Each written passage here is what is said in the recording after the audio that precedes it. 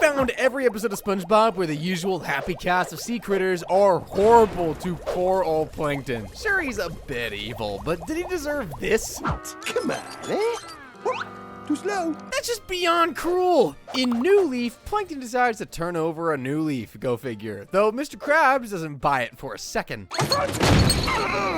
sham, a snow job, baloney with a side of flim flam, and an order of chai. He basically said every synonym for fake in the book. After years of trying to steal the Krabby Patty's secret formula, Plankton finally surrenders to Mr. Krabs, even waving a white flag to really seal the deal.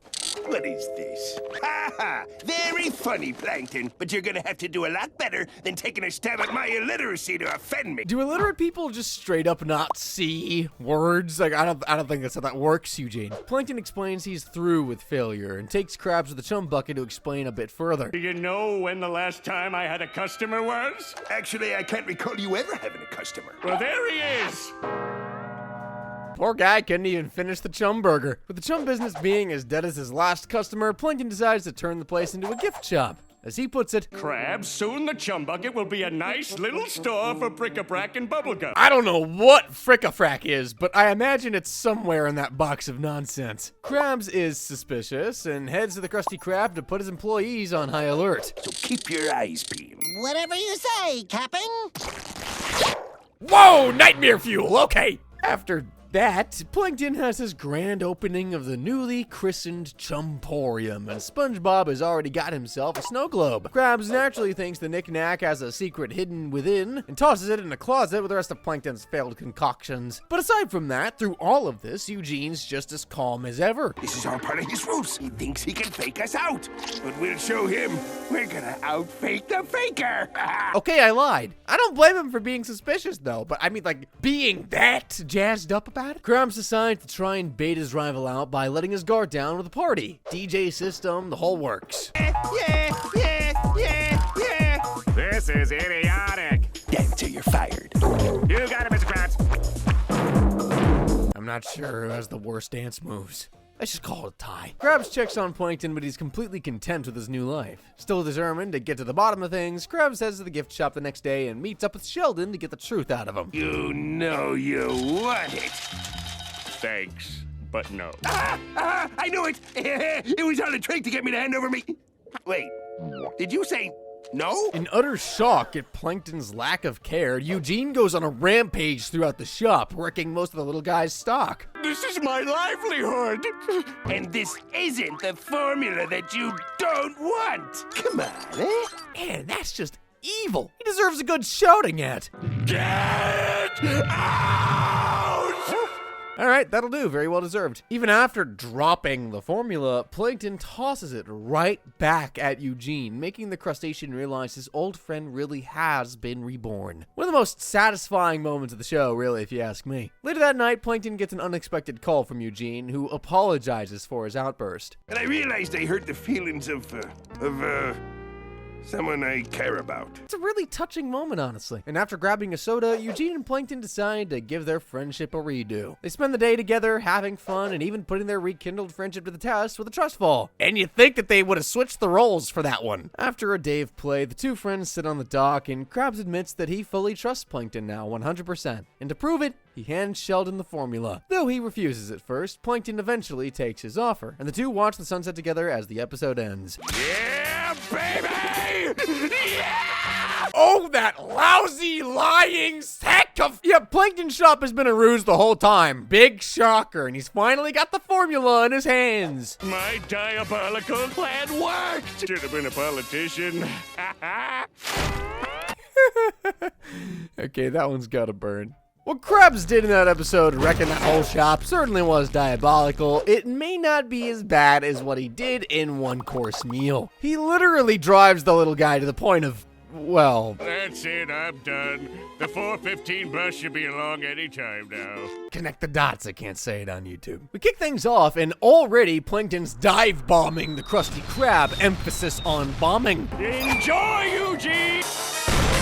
Why is it taking Plankton this long to think of bombs? Even after their best pea-shooting efforts, the Krusty crew are caught by the evil genius, allowing Plankton to try and coerce the formula out of Eugene by any means necessary. I have ways of getting the information I need. Where's the formula, Krabs? Oh no, not a feather, anything but that! SpongeBob blabs about the formula's secret location, but at the last minute, Pearl runs in to talk to her dad, and Plankton freaks. Stay back, Whale! I'm privy to what you do to organisms like me. I've seen those documentaries! I mean, yeah, whales do eat plankton. I'd be scared too. Eugene tries to get Pearl to spook Plankton even more, but she wants money to do so. Thankfully, SpongeBob's got her covered. Hey, this isn't money.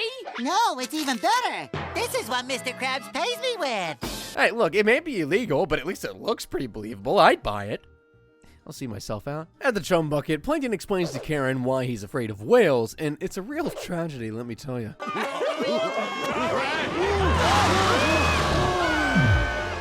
I was being sarcastic earlier, but honestly, that's peak familial trauma. While taking out the trash, Plankton gets jump scared by Pearl, and he flees to his lab, where things only get worse. I want Plankton me. Yeah, you and Tumblr both, sister. Karen checks the lab herself, but doesn't see a single thing. Naturally, that means the problem is over, right? 16 paranoia-filled days later. Plankton, your dinner's ready. Yes, I can hear you. Only took half a month for Plankton to go full-on Mr. Burns. Safe to say, this problem ain't over. Plankton can't even escape Pearl in his dreams, with the nightmares of himself being horrifically devoured by Pearl plaguing his sleep. I mean, at least he'd get to rejoin his family.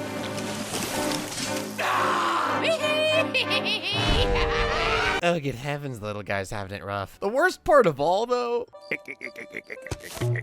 it was already evil if Krabs had gotten his daughter to do this, but disguising yourself to personally torture him? That is heartless. Defeated, Plankton heads to the road and waits for the bus to put him out of his misery. Yeah, the riders went there. Thankfully, SpongeBob steps in to be a voice of reason. Can't you see I'm trying to get run over?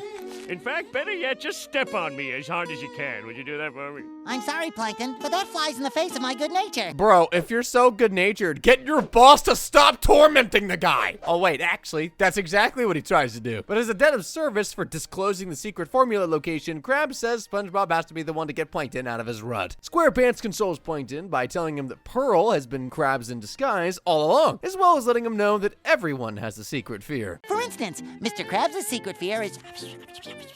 Well, luckily you wouldn't have any use for such innocuous information, would you? Of course not. Oh, I can't wait to see this. Krabs is captured by Plankton and exposed to his secret fear.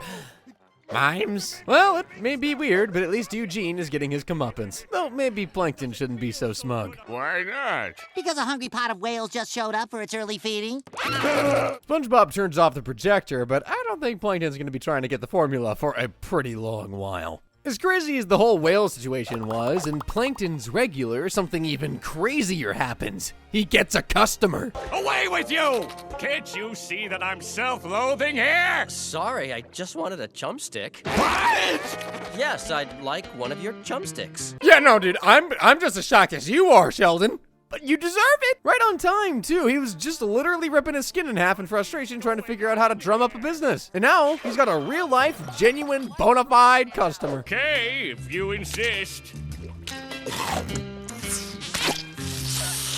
This guy loves the chumsticks and even pays Plankton for it and tells him that he's coming back tomorrow. I mean, pinch me and must be dreaming. It's like Plankton's running a business here or something. The next day comes, and sure enough, so does the customer.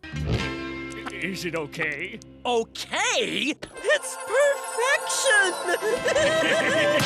I mean, with chum, you never really know what an odd face could mean. Sometimes you might find an odd face in the chum as well, but ever egotistical, Plankton heads over to gloat to Mr. Krabs about his success, though Eugene just thinks it's another scheme. Getting me formula this time or any time.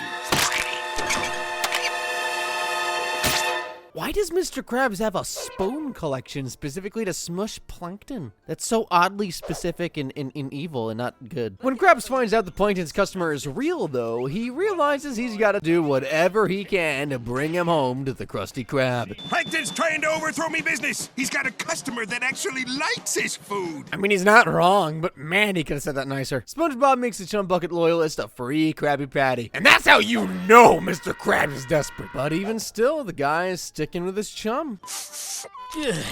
No thanks.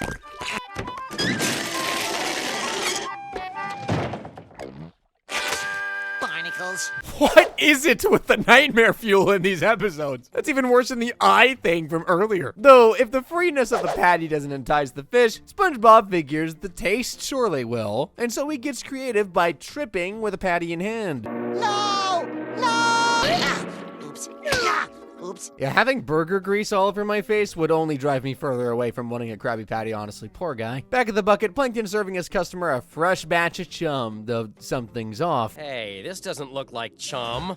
Why, don't be ridiculous, my husband. SpongeBob should be getting a raise for morphing himself into that monstrosity, dude. The voice wasn't half bad either. The two bucket buddies catch on to the charade pretty quickly. Solidifying his stance, the customer proudly belts out, I don't want to eat your trash! I love chum! I wish I could get that enthusiastic about literally anything. Anywho, SpongeBob finds it interesting that he only eats chum in hatches of Plin. The customer is tricked into trying the Krusty Krab's latest dish, chum. He's sure to be a Krusty Krab fan now. Well, what do you think? It's the second foulest thing I've ever tasted. Well, at least it's only the second foulest thing. Needing to make chum as good as his rival, Krabs decides to take a page out of Plankton's book and steal his formula. Plankton's secret formula. It's gotta be in here. Why do they keep opting for spoons? Oh, at least SpongeBob waltzes in to save the day. For real, what's up with spoons? The customer walks in with a big wad of cash, but I don't think it's for the chum. The deal's off, computer. I can't eat another bite of that slop, no matter how much you pay me. Oh yeah, he's been faking it the whole time. Poor Plankton. But also, poor guy. If you need me, I'll be getting my stomach pumped again. Is it even legal to sell food that'll make your stomach get pumped? Karen tells Plankton that she's been paying the customer to eat Plankton's chum so she wouldn't have to listen to his complaining. And if that isn't mean enough for you. I never had one regular customer. Duh. Ouch, talk about unsupportive. Thankfully, their relationship's a lot better in single-cell anniversary. What's wrong? If you sprung a leak? No, I'm just so happy. I'm crying with tears of joy. It's hard to give someone tears of joy, especially computers. Obviously, Plankton knows how to be a good husband when he needs to, which only makes his mistreatment even sadder. When he gets home after a long day, Plankton reeks, even causing Karen to plug her nostrils, I guess? Is the stench of failure. I mean, you can't argue with the literal words being formed by stink. That's failure, all right. Karen gives the little green guy a much-needed bath, though. Not enough to mask the ugliness I feel inside. Did I miss a spot? I don't think a hairbrush is gonna do the same thing as a toothbrush. Plankton's still mad, but Karen tells him that he should calm down as it's a special day. Plankton can't seem to figure out why it's so special despite blatant hints, so Karen spells it out for him. It's their anniversary, and anniversaries mean gifts, for those who remember. You forgot that I got you the perfect gift. The Krabby Patty formula? If ever there was a time to not forget an anniversary, this would have been it. But how did Karen get it? Simple.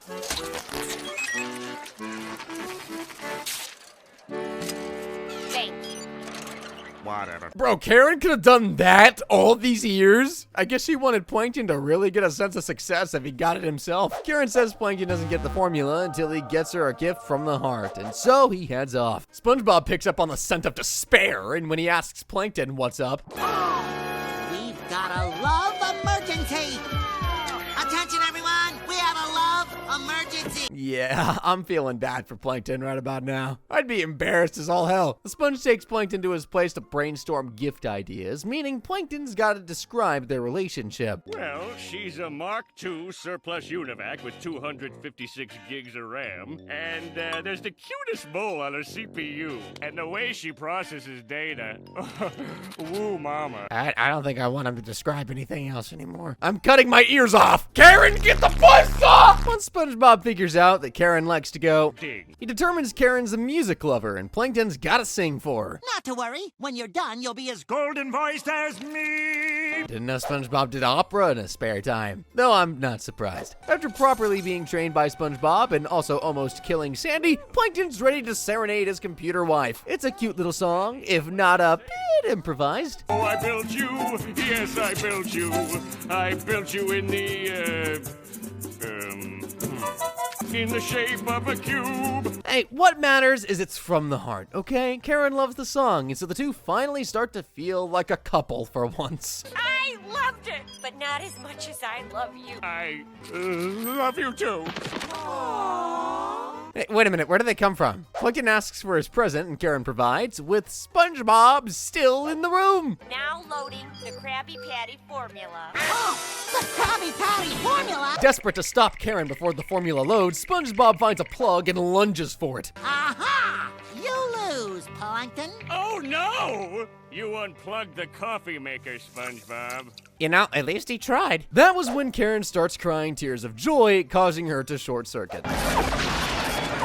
Yes! Your wife exploded! Thanks, SpongeBob. Maybe you could be a bit more compassionate for the guy who just had his wife exploded. That's pretty evil, honestly. Oh, and things only get worse for Plankton from there. Karen's software boots up the emergency EMILP. Emergency mother-in-law program. Plankton, what have you done to my daughter? She could have been with an ATM. Someone with money. I already felt a bit bad for him considering his wife was blown up, but now I know he's in a place worse than hell. Plankton's family life really doesn't get much better from there, even after he gets a new puppy in Plankton's pet. Bitch! Most folks may accidentally run over a dog, but that's even more gruesome. Starting off, there's a baby at the Krusty Krab, and he's about to get his first taste of a Krabby Patty before he starts making his way for the door. Krabs knows something is off, though, and sure enough... Stop right there, you thieving infant! Plankton, I understand sometimes things sound great in our heads, but that one definitely did not work out too well. After literally elbow dropping the kid, Krabs gets a bit overboard with some spankings, then goes full-on Mortal Kombat on the baby suit. Oh, calm down. It's just Plankton. See? Plankton failed, again, and Karen tells him to get a hobby, more specifically, a pet. SpongeBob overhears and leads Sheldon right to the animal shelter where they look for the perfect fit. Too big. Too sloppy. Too stupid. What is Patrick's plan if he gets adopted exactly? One of the animals snatches Plankton, but a little amoeba steps in to save the day. And so Plankton has his new best buddy. He looks like a Spot to me. That name provokes a violent reaction. Spot it is! I can tell they're gonna get along just fine. After teaching Spot a few new tricks, Plankton asks the big question. Would you like to go walkies? I'll assume that's a yes. Even amoeba dogs have to let it loose sometimes. Who would have guessed? After realizing their short legs are gonna make walks tough, Plankton decides to play fetch, and after promptly squishing the little cutie, it seems like all hope is lost. Nice rebound, Spot! You know, I get squished a lot too. Seeing Plankton feel genuine love for something is so sweet and so rare. That tear in the eye was so touching, even if he didn't want it to be. Next up, Plankton's teaching Spot to be the Chum Bucket's personal security, though the plan falls through in pretty quick fashion. Come at me! Uh-oh, losing balance. A little help? Spot seems too sweet to be a guard dog anyway. Biting SpongeBob aside. Plankton realizes what he really needs is a retriever, and so tries to prep Spot on a massive plan to snatch a Krabby Patty. Though the little puppy gets a bit too eager and heads out early. What was that? Didn't see it, don't care. And there you have it. This amoeba did in one try what Plankton couldn't in decades. Kinda sad, honestly. In return, Plankton gives Spot whatever he wants. One issue. No! He's a puppy! What did you expect? Plankton punishes Spot by tying him up outside, but when his will breaks, he rushes right back out there to retrieve his pet, only to find that he's gone missing. That is insanely tragic. Luckily, a teary-eyed Plankton's got a friend across the street to help him out. That's terrible. Gary lost me once. I was cold, alone, starving. It was the worst 8 minutes of my life. Come on, Plankton, let's find your pet. The two head to the animal shelter to check for Spot, but need to turn on the lights. Spongy hits a couple of switches until he illuminates the place, but there's a problem. What was that first switch for? I don't know. I think it unlocks the pens. I thought so, because now the animals are loose! They've really got to move those switches away from each other. This couldn't have been the first time someone made that mistake. The two hightail it out there before getting cornered, where SpongeBob asks Plankton one more question before they're made into dinner. Did you always have a double pupil? A double what?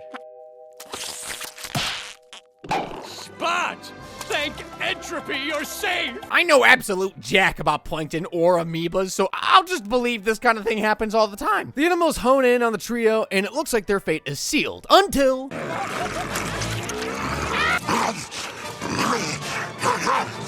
Oh, what do you know? Looks like Spot could make an alright guard dog after all. What can't this little guy do? Looks like Plankton's got someone who brings out the best in him for good. But we can't talk about feeling bad for Plankton without the one that started it all. F-U-N. F is for friends who do stuff together. U is for you and me. Okay, I know you've probably heard that song like a million times by now. I know I have, but I had to play it once, come on. Before we get into that absolute banger, the Krusty Krab is on lockdown as Plankton is once again trying to steal himself a Krabby Patty, this time actually making it out of the restaurant. It seems like all hope is lost until it isn't. Alright, SpongeBob SquarePants!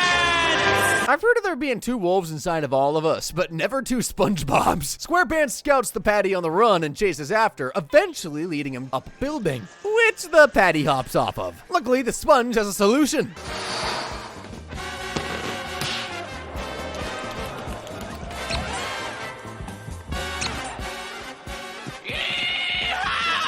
Those fish must be friends of Sandy's. SpongeBob catches an unsuspicious guy who coincidentally looks like a Krabby Patty outside of a magic shop and tells him a bit about the real magic of the world. You believe in yourself. All your dreams come true. Can't take it! Dreams are made of magic, folks. That's why Plankton relies on science. Plankton gives Spongy the patty knowing he's failed yet again and starts to break into tears. Poor little fella. SpongeBob heads up to comfort him, being the good guy he is, and says he thinks Plankton is a winner. What did you say? I said you're a Loser! How does it feel to be the most hated thing in Bikini Bottom, Plankton? Squidward, you're the second most hated person in Bikini Bottom. I'd keep your mouth shut, brother. After getting praised for stopping Plankton, SpongeBob starts to think if Plankton had even one friend, maybe he wouldn't be so evil. One short trip to the chum bucket later, and SpongeBob is asking Plankton to... play with me.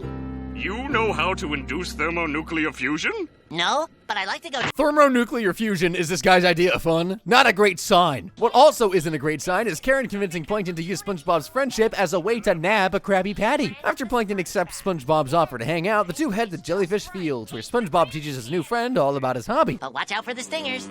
Stingers? All knees will bow to Plankton.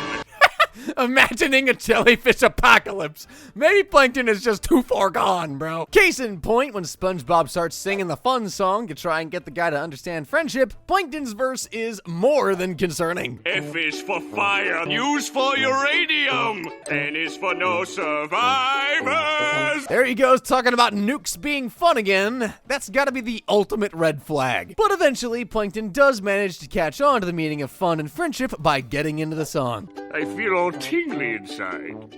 Should we stop? No, that's how you're supposed to feel. Well, I like it. Let's do it again! It may have been a quick change of heart, but you can't deny the tingle. Karen thinks otherwise, though, as she's confused when Plankton doesn't bring home a patty. Going native, Plankton. Look at yourself. What? Well, now we know their friendship is real. What friend wouldn't wear their pal's pants? Just when things finally seem to be going well, Mr. Krabs reveals he's caught Plankton and SpongeBob's friendship in action and is obviously concerned. After putting a Krabby Patty in front of Plankton to test him, he passes, and Krabs realizes that he might have had a change of heart. Maybe Plankton's gone straight.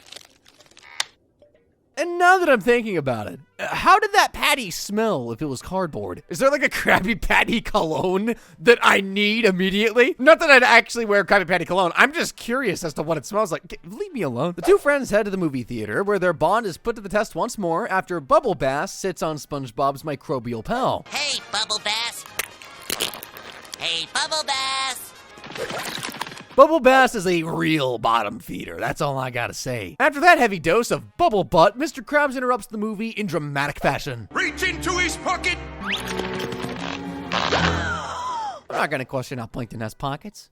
Yes, I am. Why? How? You had a good thing going, Sheldon. Anyway, the two buddies have a heart-to-heart, and once more, Plankton begins to cry. I tricked you to get the Krabby Patty, but then you showed me friendship. That's so sweet. What a happy moment. You do really mean it, right, Plankton? Really? No, not really. Being evil is too much fun. Darling, I knew nothing would ever tear us apart. Oh, that cold-hearted no-good. Every time we start to feel bad for him, he goes right back to his old ways. I know we all see this coming like these days, but like back then, you never really knew for sure, you know? Alas, no friendship can endure the temptation of a Krabby Patty. SpongeBob and Mr. Krabs head back to work to enjoy a fresh patty of their own, and Plankton, well, he's got someone else's bite to eat. When friendship doesn't work out, you can always turn to family, as we learn in Plankton's army. Victory, thy name is Plankton. Just don't turn your back to them, they might leave a note. It's the 25th anniversary since the first time Plankton tried to steal the formula, and Eugene knows Plankton's gonna have something especially evil cooked up after all his years of failure. Use disguise. Super science. Disobedience. With all those excellent plans already in the bin, Plankton's bound to have thought of something completely out of left field this time. Or maybe not, as an incredibly suspicious-looking robot walks in and is ready to order. I'd like an order of chili coral. You sure you don't want a Krabby Patty? No, thank you. Oh, guess it's not Plankton. Must be someone else's evil robot. Good day. Sure, it was one of Plankton's tricks. Okay, but who else would program lasers into a robot? It's got to be him! Aha! Ha! There he is! I frickin' knew it! Genius plan, though! You know Krabs can't distrust a dollar. With his scheme in full force, Plankton issues his ultimate ultimatum. Hand over the secret Krabby Patty. Or what? I don't know. I never thought I'd get this far. Oof, lack of confidence killed that one. You kinda deserved this one, buddy. With his latest failure in the record books, Plankton heads home to Karen, though he's in no mood for talking. You never let anyone in. Plankton the rat. Plankton the loner. And she's off, Everything ladies and yourself. gentlemen. It's Karen's absolutely putting Plankton through the ringer, visualizing a bunch of his failures. I'm a failure. It's not that bad. You just require a little help. Maybe some henchmen. Hey, she's not wrong. Though maybe a little help isn't the best way to phrase things at the moment, and so Plankton goes out to find henchmen and tries to bring them in the only way he knows how. I am endeavoring to misappropriate for the preparation of affordable comestibles. Join me. I don't get it. Next time, leave the thesaurus at home, pal. Though when he reflects on how his family is used to being stepped on over the years, Plankton gets a genius idea. But let's see him take on 2, or 100, or 1,000. Yep, he's whipping out the phone book to call his family. Now you know he's serious. Plankton knows with thousands of his ultra-smart, ultra-evil relatives at his side, Krabs doesn't stand a chance. And so when his doorbell rings, he makes a mad dash to greet them. Brethren. Hey, look here, buddy.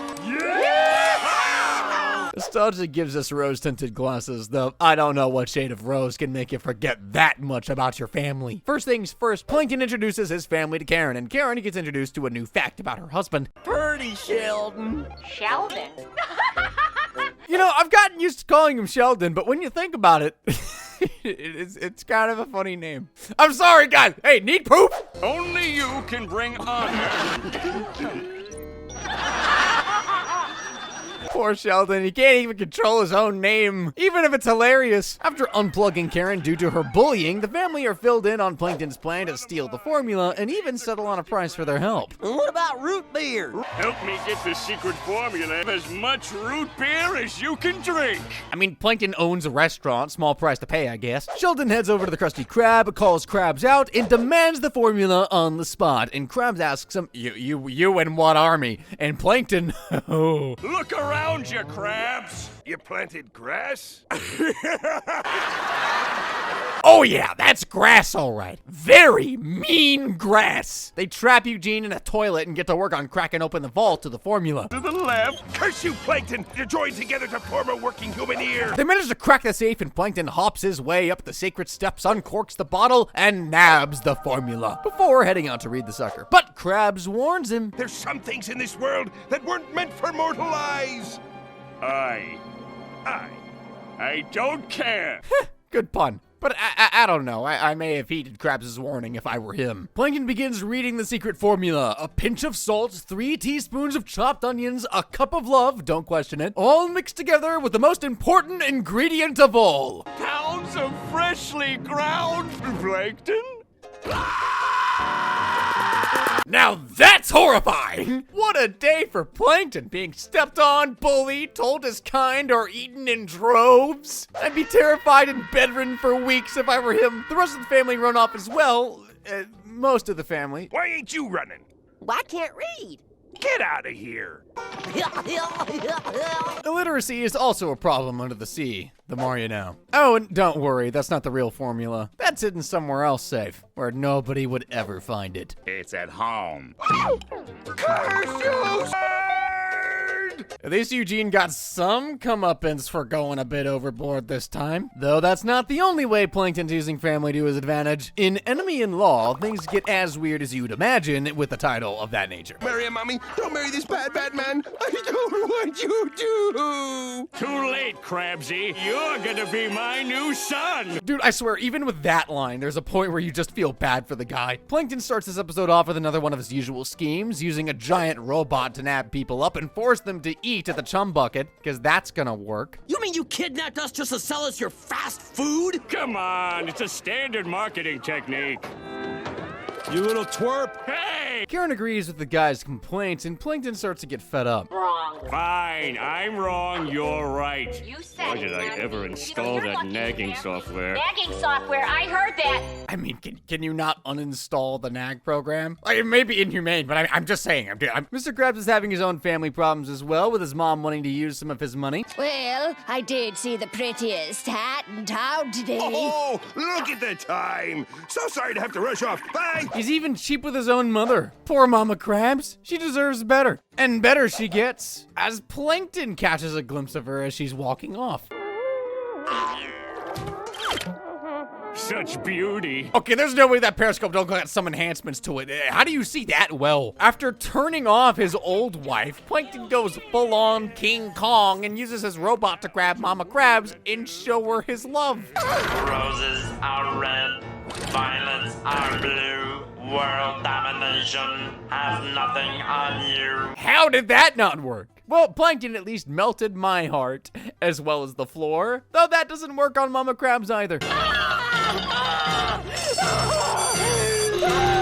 Women are complicated, man. They don't like evil poems. They don't like citywide destruction. What do they like? Am I really that pretty? Giant rock statues of themselves. Got it? I'll start taking notes. Plankton dials up Mama Krabs and tries to set up a date and even got her a gift to sweeten the deal. How did you know I wanted a hat? Have you been spying on me? It was just a lucky guess. Oh, the things we do for love. Creepy, overbearing, lovely things. Mama Krabs goes over to talk to her son, where he also had a hat prepared for her, though it's not exactly in mint condition. Where did you get this old thing? She looks so peaceful. Yeah, but wasn't she wearing a hat? See, mints smell good, corpses don't. It's in corpse condition. When Mama tells Eugene about her date, he is enthralled someone else can spend money on her and allows the Krusty Krab to stay open late for the couple to eat. SpongeBob, you're working late tonight.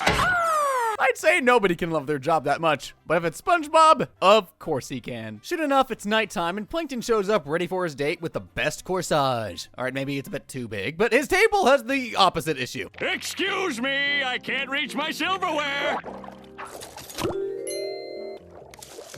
Restaurants have accommodations for everyone these days. Mama Krabs arrives, and the two begin to introduce themselves to each other. I'm the founder and owner of the Chum Bucket. It's across the street. Doesn't ring a bell. It's phone book. Come on, I paid a lot of money for that ad. That's an effective ad, too. Eat or die. How hasn't she heard of him? Eventually, though. Plankton crab! Mommy? Mommy?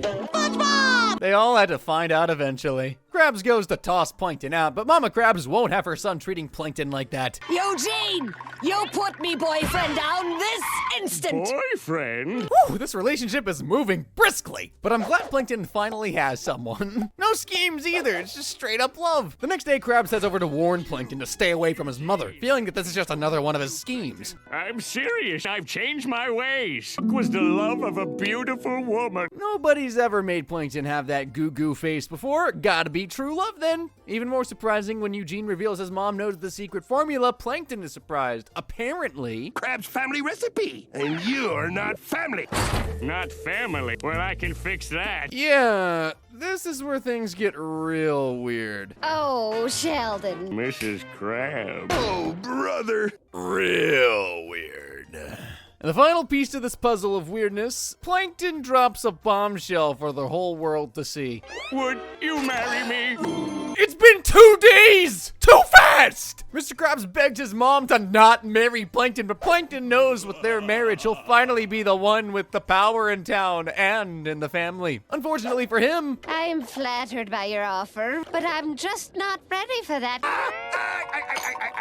ooh, yeah, even with the evil plan and all, that does sting a bit. Though, not as much as what happens next. There's somebody else, isn't there?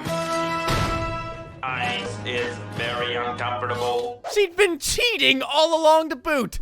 That's gotta be a heartbreaker for Sheldon. Though finally, when Mama finds out Plankton only sped things up to get the formula. Honey bunch? Oh well, 'tis better to have loved than never to have loved at all! You know, I guess he has a point. Still though, what a sucky day for the little green guy. He was really in love with her for a while there. But I know what you're thinking. We haven't had enough grandmoms today. Well, grandmom's the word has got you covered then. This time dealing with Plankton's grandma. And she's a real charmer too. Be with your bag, Grandma. Ouch! No good deed goes unpunished when it comes to Plankton. So to start this episode off, Plankton's given Karen an oil bath, and yes, it weirded me out too. Severely. Oh, kiss me, Pipsqueak. Ray Ray. Grandma! It was weird before his grandma popped up with that Ray Ray character, but that put things into overdrive. Plankton quickly tries to brush her aside, but she reminds him that they have plans to meet tomorrow morning. What for, you ask? For silly. Promise me you'd own that by my 90th birthday. There's tomorrow. What a promise to make with his track record. Desperate, Plankton fibs and says he does own the Krusty Krab, meaning he's got to get to scheming on how to pull that off. After being kicked out by Karen, of course. Why don't you and Ray Ray take a long walk off a short plank? She really loves Ray Ray, huh? Plankton heads over to the Krusty Krab to ask SpongeBob for help, wanting to just pretend to be the owner for a day. SquarePants believes Plankton. But I'm not sure Mr. Krabs is gonna buy it. I'm not gonna buy what? One pathetic sob story later. I ain't buying it. Even the narrator is kicking Plankton while he's down. Now that's just sad. After Plankton whips out his sincere face, Krabs decides that he'll help out his rival just this once. Though he's gotta take some precautions. First things first. That should keep it safe for 6 to 8 hours. I hope the bottle keeps the formula safe from digestion. I don't want crappy patties on the menu. The Krusty crew convert their restaurant into a Plankton-branded facade, and Grandma Plankton shows up just in time. Nice to see you again, Grandma Plankton. Who invited the sea? You. All right, I tried. Figures. No spouse is ever good enough for their in-laws. Plankton shows Grandma around his restaurant and introduces her to the staff, though Eugene hasn't gotten into character enough. Yeah, sure thing, Plankton. That's Mr. Plankton to you, busboy. Squidward hasn't gotten into character either, as he's still sleeping on the job like usual. Time's over, Roper! Okay, who's the wise guy? Alright, that's a turn I certainly was not expecting. Maybe also one I never wanted to see. Squidward's forced to play along with Granny's affection, which only gets worse over time, as after her dentures melt, Squiddy is forced to... Oh, it's too awful for me to say. That's it. Chew it up real good. Alrighty, I know what my hell's gonna look like now. Lovely. Granny Plankton has one more birthday wish. She wants a picture with a secret formula. And so Krabs gives in and hands it over.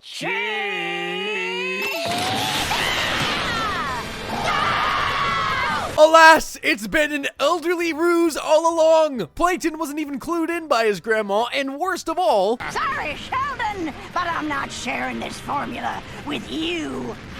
Plankton went all out to make the day special for his grandma, and this is the thanks he gets in return? He didn't deserve this at all! Granny returns home and immediately daydreams about how she'll use her newfound power, and surprise, surprise, she's a plankton. It goes to her head. Why don't you toss the peasants a little something?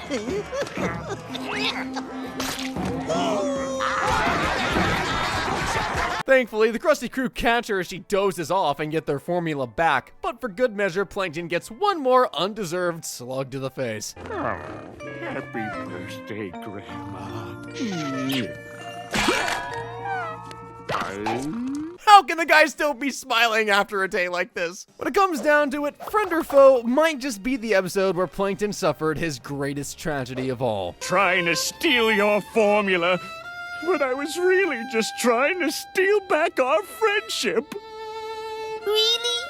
It's all I ever really wanted. The loss of his friendship with Eugene. Yeah, you heard that right. The day starts when Mr. Krabs gets an oddly suspicious birthday cake that turns out to be housing Plankton. After blinding everyone with confetti, he heads off with the formula and manages to grab it, but some quick thinking by SpongeBob costs Plankton yet again.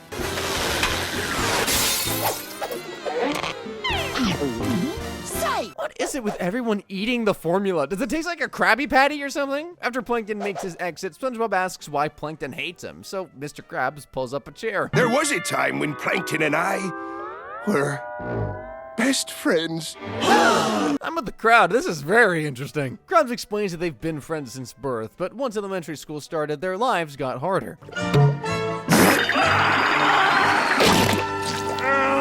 Yeesh, hitting Eugene in the eye with Plankton? That's a 2-for-1 combo. Krabs sticks up for Plankton, but that quickly backfires. You're right, Plankton. I'm sorry.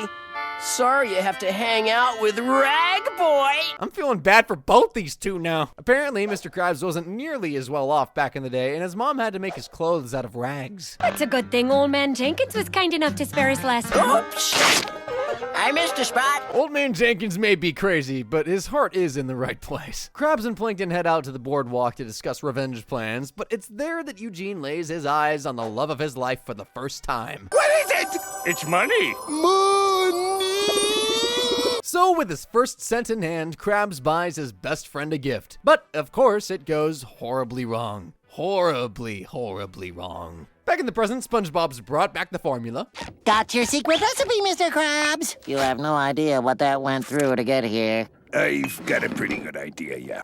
Why'd SpongeBob say that with a smile? Freak Bob is real! Krabs continues his story saying that things got juicy at a place called Stinky Burgers. Appetizing name, I know. The kids were huge fans of Stinky, though they had problems pinpointing their exact feelings. Which one is it, kids? Do you like or respect me? Like! Respect! Okay, let's just meet in the middle and respect me. Jeez, chill out, dude. Why does it matter that much? I guess lie-specting is a perfect compromise. When the losers show up, Stinky kicks them to the back, saying he can't have kelp for brains like them driving away his normal customers. I've worked too long and too hard to make this a lie-spectable business. As it is, I can barely afford the essential things in life. With that said, Stinky's done with work for the day, and so heads off to do essential things, limousine and all. The friends do take some different things away from the experience, though. Did you hear that, Krabs? By cooking burgers for those cretins, he was able to gain their lie-spect. Did you see that fat stack of loot? Both are reasonable takes from their differing positions, honestly. The two head off to their hideout at the dump and get straight to work on making a new patty. Laboring day and night to create a competitor to Stinky, they finally make a beautiful looking burger. But when they show up to rub it in everyone's faces... But Stinky's had been shut down by order of the health department.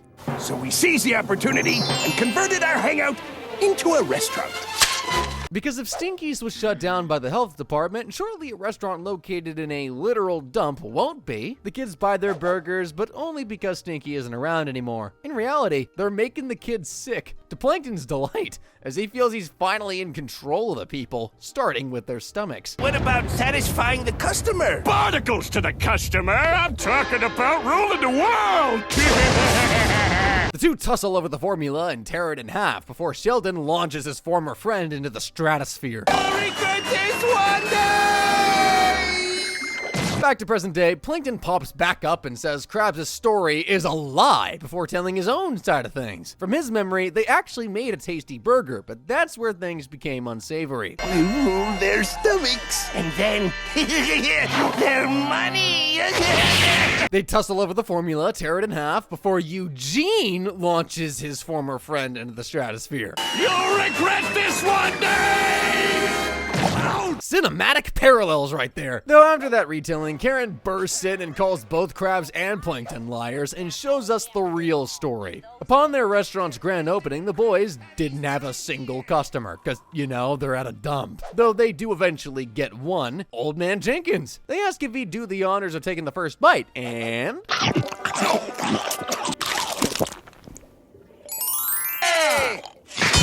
and knock the old man right out. That's impressive. The two fight over the formula, each having their own ideas on how to fix it, splitting it in half. You want to fight over this recipe? After Plankton's dramatic exit, Krabs tries out the mystery batter that Sheldon inadvertently made and finds it to be perfect. The irony! Dude, Sheldon definitely deserves some of that Krabby credit, but of course, Krabs has been too greedy to give him an ounce of the spotlight. The boys meet at school at their rival food carts and start selling to their classmates. Have a chum burger, Johnny, sir. I'm gonna try one of Rag Boy's burgers. That lip quiver said it all. Plankton tried really hard to make that burger, and it got spat back out in front of him. That's just miserable. Meanwhile, Krabs serves his first Krabby Patty, and the rest is history. Flavor! Edible! We can actually hold it down! Did these kids eat anything good before this? They're saying these things like it's the first time they've experienced them. Back in the present for the last time, the former friends get right back to fighting, but Karen puts things into perspective. You let a recipe ruin such a wonderful friendship. You were my only true friend that didn't have a president printed on him. But money doesn't hug back. Dude, we were on the cusp yet again! Both are teary-eyed and obviously realize they've both made mistakes. Could Plankton finally have a friend? Krabs, old buddy. Me too. Me too. Now, Karen, back off, Rag Boy. Of course not! Come on, Plankton, you were this close, dude!